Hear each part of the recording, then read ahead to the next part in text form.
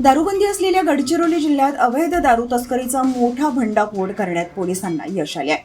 आलापल्ली परिसरात बनावट number plate लावलेल्या बोलेरो कॅम्परमधून देशी विदेशी दारूची मोठ्या प्रमाणावर वाहतूक सुरू असल्याची गुप्त माहिती स्थानिक गुन्हे शाखेला मिळाल्यानंतर पोलिसांनी तात्काळ सापळा रचून धडक कारवाई केली.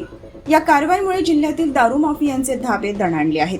स्थानिक गुन्हे शाखा आणि अहेरी पोलिसांच्या संयुक्त पथकाने आलापल्ली येथील सार्वजनिक बांधकाम विभाग कार्यालयासमोर उभ्या असलेल्या बोलेरो वाहनाची पंचांसमक्ष झडती घेतली.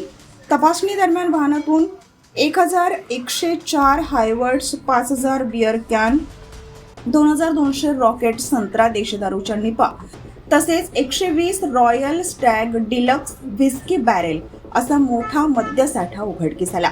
अवैध दारू वाहतुकीसाठी वापरण्यात आलेली बोलेरो कॅम्परसह एकूण 14,87,200 रुपयांचा मुद्देमाल पोलिसांनी जप्त केला.